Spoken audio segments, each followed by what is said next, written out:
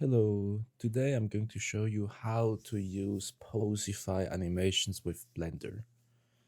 To do this, we're going to select any of our animations.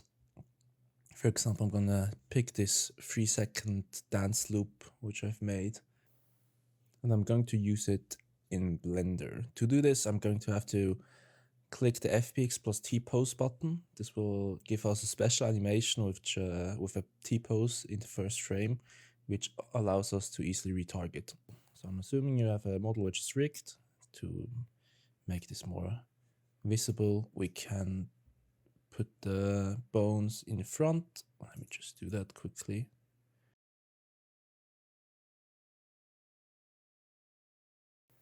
In the next step, you can again just import the FBX and find your animation in your file system.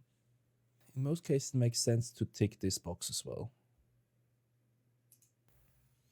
So once you've got your animation imported, there's a high likelihood your T-pose animation will be upside down, which is fine. It doesn't matter. We only use first frame to reference to retarget.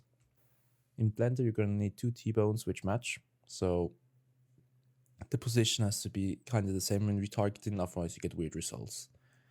There's many different plugins you can use. I have like multiple installed. These two plugins seem to work really well. I'm going to use the Rococo one because I think this is the easiest one to understand. So let's quickly rename our animation here since we have a unique ID on it currently. There we go.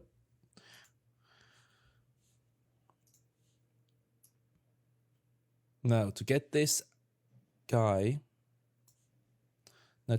mesh to do this animation right here, we're going to do something that's called retargeting, which is pretty much we're going to tell Blender to match certain bones.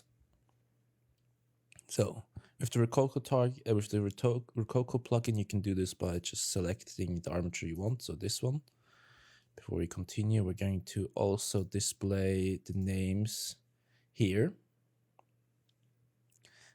And then select the target, which will be this armature. We can build then the bone list. It will automatically try to match. But this is like a best effort, so you should check this yourself. Depending on the model, you're going to have to do more work. So let me just rotate this guy so it's going to be easier to match.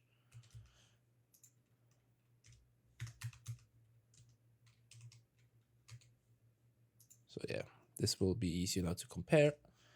As you can see, this is the official Poseify bone structure which you get for FBX file. You get a left and right collar, you get the left shoulder and the right shoulder, left elbow, and so forth, a thorax and a neck.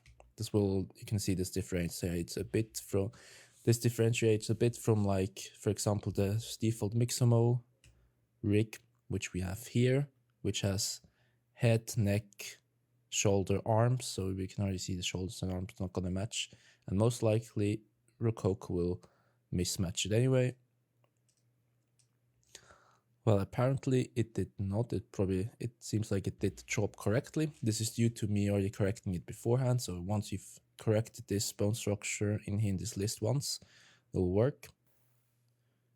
Now for this case, the Mixamo case, I've added the JSON which you can import on GitHub. So when you select the JSON file, it will import the schema I have right now.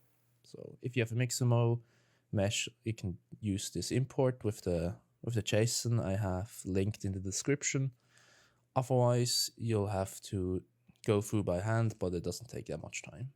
Most of them will be correctly assigned by default. In the end, you just press the retarget animation. You'll see it pops up. And since we changed rotation originally of the T-pose, it's obviously now flipped again. So let's just swap this guy around and we'll have the animation right here. Let's move him up. A bit up. There we go. And let's remove all these names and the bones in front. And we can play this and you can see the We have our motion capture now on this guy. Let's just trim the animation down, and we can like skip the first frame. And this will give us this animation on this body. If the animation looks choppy, it might be because you're running on different frames per second than your mobile phone recorded. This can be different, so it might be 50 FPS, might be fitting, or 30. But I think 30 is pretty good in this case. So yeah, this is how you quickly do retargeting in Blender with Poseify. If you have any questions, just leave a comment.